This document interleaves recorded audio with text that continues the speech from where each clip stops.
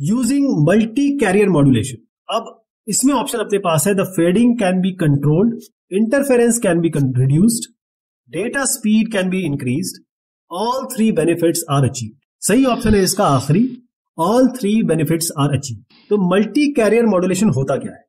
देखिए पहले तो मैं बता दूं, ये एक स्पेक्ट्रल एफिशिएंट मॉड्यूलेशन स्कीम है जहां पर एक यानी कि single high speed serial signal, एक हाई स्पीड सीरियल सिग्नल है यानी एकदम सीधा सिग्नल है, इसको हम मल्टीपल बहुत सारे पैरेलल लो स्पीड सिग्नल में कन्वर्ट कर सकते हैं अलग अलग कैरियर्स को लेके, और फिर हम इसको दोबारा कंबाइन कर सकते हैं। ये जो हमने अलग अलग सिग्नल बनाए हैं अलग अलग डिफरेंट कैरियर से, उसको हम एक सिंगल सीरियल सिग्नल में कन्वर्ट कर सकते हैं आगे के ट्रांसमिशन में। तो ये करने का फायदा क्या हुआ, क्यों हमने ये किया?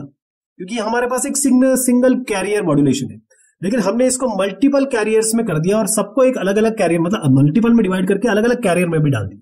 ये जो आप सेंट्रल फ्रीक्वेंसी देख रहे हैं ये अलग अलग कैरियर की है।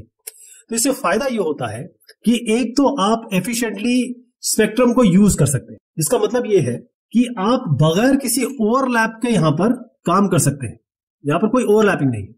दूसरा यह है कि फेडिंग के लिए रेजिस्टेंट है ये, और फेडिंग नहीं होगी इसमें। इंटरफेरेंस को एलिमिनेट कर पा रहे हैं, यानी कि अगर आपका ISI है यानी कि इंटर सिंबल इंटरफेरेंस या इंटर फ्रीक्वेंसी इंटरफेरेंस IFI है, तो इसका हम साइक्लिक प्रीफिक्स यूज करके इस इंटरफेरेंस को भी हटा सकते हैं। नैरो बैंड इंटरफेरेंस के प्रति यानी कि ये रोबस्ट है, मोर रोबस्ट है, ज्यादा रोबस्ट है नैरो बैंड इंटरफेरेंस की, अगर आप सिंगल कैरियर वेवफॉर्म से कंपेयर करें तो। रिसोर्सेस आराम से शेयर हो सकते हैं, रिसोर्स शेयरिंग इसमें है क्योंकि आपके पास एक फ्रीक्वेंसी डोमेन की बात चल रही है।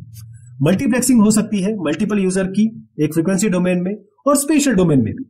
तो MCM जो है इसके बहुत सारे फायदे हैं, इसीलिए DSL मॉडेम्स में यूज होता है, digital audio video broadcast DAB DVB में यूज होता है, यहां तक कि जो 4G जनरेशन वायरलेस नेटवर्क्स है जैसे IEEE 802.16 world wide interoperability of microwave access, जिसको हम WiMAX भी कहते हैं, और LTE यानी कि लॉन्ग टर्म एवोल्यूशन, वहां पर भी इसका MCM का यूज होता है।